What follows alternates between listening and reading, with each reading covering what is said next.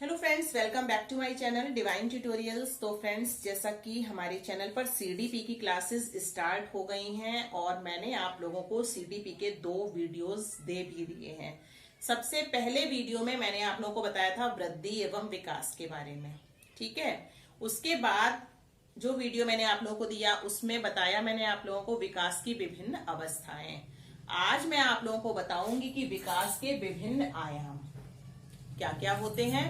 इन सब के बारे में आज हम लोग डिस्कशन करेंगे। तो फ्रेंड्स, वीडियो अगर थोड़ा सा लंबा हो जाए तो बीच से स्किप नहीं कीजिएगा, पूरे वीडियो को देखिए, क्योंकि इसके बाद ये सब चीज जब हो जाएगी, यानी कि एक जब हमारा टॉपिक कंप्लीट हो जाएगा तो इसके बाद मैं आप लोगों के लिए क्वेश्चन आंसर की सीरीज लाने वाली हूं। क्वेश्चन आंसर्स की सीरीज जो होगी वो आप लोग अटेम्प्ट करेंगे, और वो आप लोग अटेम्प्ट तब ही कर पाएंगे जब आप लोगों ने वीडियो वॉच किए हुए होंगे, तो वरना आप लोग बिल्कुल भी अटेम्प्ट नहीं कर पाएंगे। क्योंकि आप लोग का अगर कॉन्सेप्ट क्लियर नहीं होगा तो कैसे अटेम्प्ट कर पाएंगे। इसलिए सारे वीडियोस को वॉच कीजिए, सभी में शेयर कर दीजिए, सबको बता दीजिए कि फ्री ऑनलाइन क्लासेस स्टार्ट हो गई हैं। यूपी टेट 2021 इस बार किसी भी कीमत पर क्रैक करना ही करना है, तो क्लासेस डेली लीजिए और हमारे चैनल को सब्सक्राइब कर लीजिए। पास में लगी नोटिफिकेशन बेल को ऑन कर लीजिए, जिससे सभी वीडियोस के डेली नोटिफिकेशन आप लोगों तक समय से पहुंच जाएं। तो शुरू कर देते हैं विकास के विभिन्न आयाम। सबसे पहला आता है शारीरिक विकास। तो फ्रेंड्स देखिए, शारीरिक विकास जो होता है वो कैसे होता है, शैशवावस्था में कैसे होता है शारीरिक विकास। तो शैशवावस्था में देखिए, जन्म के समय बच्चे का वजन कितना होता है, 6 से 8 पाउंड। जन्म के समय बच्चे का वजन होता है 6 से 8 पाउंड, और उसके बाद 6 माह में कितना हो जाता है, 6 माह में दुगना हो जाता है, और 1 वर्ष में उसका वजन हो जाता है 3 गुना। जन्म के समय बालक की लंबाई 20 इंच होती है। और क्या होता है, शैशवावस्था यानी कि बाल्यावस्था में बालिकाओं की लंबाई बालकों से अधिक तेजी से बढ़ती है, यानी कि लड़कियों की लंबाई लड़कों से अधिक तेजी से बढ़ती है। कब, बाल्यावस्था में। नवजात शिशु में 270 हड्डियां होती हैं और एक स्वस्थ मानव शरीर में 206 हड्डियां होती हैं। तो फ्रेंड्स, ये जो नवजात शिशु में हड्डियां होती हैं 270, ये क्यों होती हैं और बाद में 206 क्यों रह जाती हैं? तो ये हड्डियां जो हैं ये आपस में जुड़ जाती हैं जब, तो वो 206 रह जाती हैं। तो नवजात शिशु की अगर हड्डियां हमसे पूछी जाए तो कितनी होती हैं, 270, 270, ठीक है। और एक मानव शरीर में जो हड्डियां पाई जाती हैं, अस्थियां पाई जाती हैं, वो कितनी, वो 206। तो अगर एग्जाम में क्वेश्चन इस तरीके का आता है तो याद रखिएगा, 206 हड्डियां होती हैं मानव शरीर में, और एक नवजात शिशु का अगर पूछा जाए तो 270। इंपॉर्टेंट क्वेश्चन है। 7 से 9 महीने के अंदर बच्चे के दूध के दांत निकलने लगते हैं, जो कि अस्थायी होते हैं। ये दांत स्थायी नहीं होते हैं, इसलिए इनको बोला जाता है दूध के दांत। 7 से 9 महीने के अंदर बच्चों के ये दांत निकल आते हैं, और फिर ये 6 से 7 वर्ष की अवस्था में ये दांत गिरने लगते हैं और इनकी जगह दूसरे दांत निकल आते हैं। जन्म के समय शिशु की शारीरिक लंबाई की तुलना में मस्तिष्क की लंबाई कितनी होती है, 22% होती है। जन्म के समय मस्तिष्क का भार कितना होता है, 350 ग्राम। जन्म के समय मस्तिष्क का भार 350 ग्राम होता है। यही छोटे छोटे क्वेश्चन एग्जाम में पूछे जाते हैं, तो वही मैं आप लोगों को एक एक ये यानी कि पॉइंट वाइज जो है वो मैं आप लोगों को बताती चल रही हूं, और इससे हम लोग का टॉपिक भी अच्छे से क्लियर हो जाएगा और इससे रिलेटेड हम लोग क्वेश्चन आंसर्स भी अटेम्प्ट कर पाएंगे। 3 वर्ष की अवस्था में बच्चे का आधा मानसिक विकास हो जाता है। बच्चे का आधा मानसिक विकास हो जाता है 3 वर्ष की अवस्था में, और बच्चे का पूर्ण मानसिक विकास हो जाता है 14 वर्ष की अवस्था में। यानी कि 14 इयर्स का जब वो होता है तो उसका पूर्ण मानसिक विकास हो जाता है। मानसिक विकास या संज्ञानात्मक विकास से तात्पर्य ये है शक्तियों तथा संवेदनशील अवलोकन, स्मरण, अवलोकन, ध्यान, तो इन सब से होता है मानसिक विकास। इन सब चीजों से मानसिक विकास में हमारे क्या होती है, तीव्रता आती है। शैशवावस्था और बाल्यावस्था में मानसिक विकास अत्यंत तीव्र गति से हो, जबकि किशोरावस्था में मानसिक शक्तियों में गुणात्मक उन्नयन अधिक होता है। मानसिक विकास को अनेक कारक प्रभावित करते हैं, जैसे कि वंशानुक्रम, वातावरण, शिक्षा, समाज, ये सब कारक क्या करते हैं, प्रभावित करते हैं। और हाँ, एक बात और, संज्ञानात्मक विकास के बारे में शिक्षकों को पर्याप्त जानकारी होनी चाहिए, जिससे कि वो अपने बच्चों की समस्याओं का निदान कर सके। इसके बाद हमारा आता है, देखिए, भाषाई विकास। तो देखिए, भाषाई विकास क्या है? तो ये जो भाषाई विकास है, इसके अंतर्गत आता है, तो देखिए, भाषा जो है वो संप्रेषण का एक माध्यम है। भाषा क्या है? संप्रेषण का एक माध्यम है। तो इसके बाद फ्रेंड्स हमारा यहाँ पर आता है, देखिए, भाषाई विकास। तो भाषाई विकास में क्या आता है? तो भाषाई विकास में क्या होता है कि बच्चा अपने अंदर की भावनाओं को, यानी कि अपनी बात को वो किसी के सामने व्यक्त कर सकता है। इससे क्या होता है? इससे होता है भाषाई विकास। ठीक है, इससे हमको ये देखने को मिलता है कि यानी कि बच्चे में भाषाई विकास हो रहा है। इससे क्या करता है, बच्चा जो है वो दूसरे के सामने अपनी बात को रख सकता है। किसके माध्यम से रख सकता है? भाषा के माध्यम से। तो इसको हम क्या कहेंगे? इसको हम कहेंगे भाषाई विकास। फ्रेंड्स, इसके अलावा ये जो विकास है, यानी कि भाषाई विकास, ये बहुत ज्यादा इंपॉर्टेंट है, क्योंकि देखिए, भाषाई विकास के सिद्धांत भी कुछ दिए गए हैं। तो इसमें सबसे महत्वपूर्ण सिद्धांत हमारा आता है सामाजिक सिद्धांत, जो कि किसने दिया था? बंडूरा ने। सामाजिक अधिगम सिद्धांत जिसको हम बोलते हैं, वो किसने दिया था? बंडूरा ने दिया था। और फ्रेंड्स, इसके अंतर्गत एक सिद्धांत और भी आता है, जिसको हम कहते हैं मनोभाविक सिद्धांत। ठीक है, और ये दिया था ओमास्की ने। मनोभाविक सिद्धांत ये किसने दिया था? ये ओमास्की का है। ठीक है, अच्छा, अनुबंधन का सिद्धांत भी इसी के अंतर्गत आता है। तो अनुबंधन का सिद्धांत किसने दिया था? स्किनर ने दिया था। अच्छा, इसी के अलावा इसमें क्या क्या और आता है? देखिए, भाषाई विकास के अंतर्गत क्या क्या आता है? इसमें ये भी आता है कि देखिए, जन्म के समय, यानी कि बच्चे के मुख से जो आवाज निकलती है, उसको क्रंदन कहते हैं। क्या कहते हैं? क्रंदन। यानी जन्म के समय बच्चे के मुख से जो आवाज निकलती है, उसको क्या कहा जाता है? क्रंदन कहा जाता है। ऐसे भी क्वेश्चन एग्जाम में पूछे जाते हैं। तो एक एक पॉइंट अगर आपको समझ में आ रहा है तो आप लोग इनको नोट भी करते चलिए साथ ही साथ। 6 से 7 महीने का बालक पा, माँ, बा ये ज्यादा बोलता है।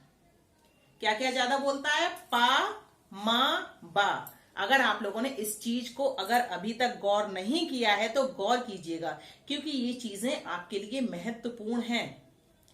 6 से 7 महीने का बालक क्या ज्यादा बोलता है? पा, माँ, बा। अच्छा, 1 वर्ष का बालक जो है वो एक शब्द को बार बार रिपीट करके बोलने लगता है। यानी कि बालक जब 1 वर्ष का हो जाता है तो वो शब्दों को दोहराना शुरू कर देता है।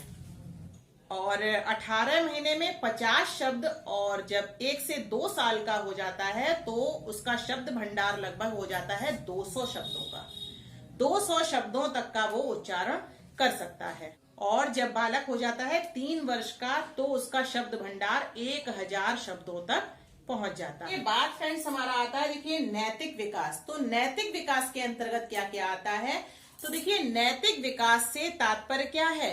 नैतिक मानदंडों को अपने में समाहित करना, जिससे कि व्यक्ति नैतिक मूल्यों के अनुरूप आचरण कर सके। नैतिक विकास को स्पष्ट करने की काफी कोशिश की गई है, और उनके जो है वो नैतिक विकास के सिद्धांत भी दिए गए हैं। तो वो भी आगे आने वाले चैप्टर्स में हम लोग समझेंगे इस चीज को भी। अच्छा, इसके बाद हमारा आता है संवेगात्मक विकास। तो संवेगात्मक विकास क्या है? तो देखिए, संवेग का अर्थ क्या होता है?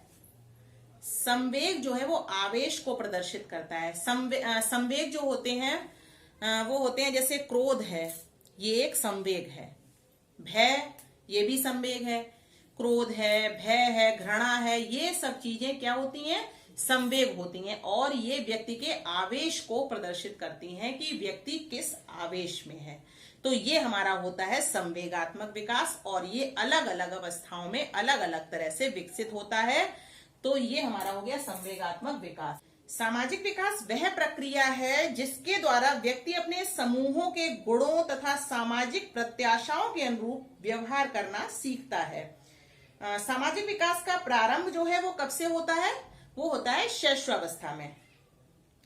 इसके बाद आता है 3 से 4 महीने के बालक में सामाजिक विकास प्रारंभ होने लगता है। इसका सबूत यह है कि रोता हुआ बालक या हंसता हुआ बालक वो अगर किसी को देखकर चुप हो जाता है तो ये क्या है? ये एक सामाजिक विकास है। रोता हुआ बालक यानी कि 3 से 4 महीने का बालक अगर रो रहा है और उसके सामने कोई आ जाता है तो वो चुप हो जाता है, तो ये क्या है? ये एक सामाजिक विकास है, यानी कि बच्चे में सामाजिक विकास हो रहा है। एक सबसे महत्वपूर्ण बात तो वो ये है कि देखिए, बालकों में बाल्यावस्था में ऑडिपस और लड़कियों में यानी कि बालिकाओं में क्या पाई जाती है? इलेक्ट्रा ग्रंथियां पाई जाती हैं। यानी कि बालकों में ऑडिपस और बालिकाओं में इलेक्ट्रा ग्रंथियां पाई जाती हैं। ऐसे क्वेश्चन एग्जाम में पूछे जाते हैं और आए भी हैं 2-4 बार ऐसे क्वेश्चन, तो ये पॉइंट बहुत ज्यादा इंपॉर्टेंट है। तो देखिए, बालकों में क्या पाई जाती है? ऑडिपस, ठीक है, बाल्यावस्था में, और बालिकाओं में पाई जाती है इलेक्ट्रा, जिसके फलस्वरूप क्या होता है? बालिकाओं का लगाव किसके प्रति होता है? पिता के प्रति, और बालकों का लगाव मां के प्रति अधिक हो जाता है। ये जो ग्रंथियां होती हैं और जब ये विकसित होती हैं, यानी कि बालकों में कौन सी होती है? बालकों में ऑडिपस और बालिकाओं में इलेक्ट्रा नामक ग्रंथियां जब विकसित हो जाती हैं, जिसके फलस्वरूप क्या होता है?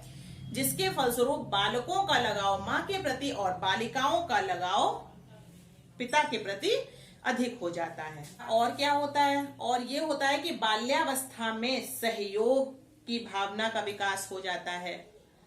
मतलब जैसे हम किसी का सहयोग करें, ये भावना कब से इसका विकास होता है? बाल्यावस्था से इसका विकास होने लगता है। बाल्यावस्था में बच्चों की आदतें भी बनना शुरू हो जाती हैं। बाल्यावस्था में संवेग अधिक निश्चित और शक्तिशाली होते हैं। बाल्यावस्था में संवेग जो होते हैं वो अधिक निश्चित होते हैं और शक्तिशाली भी होते हैं।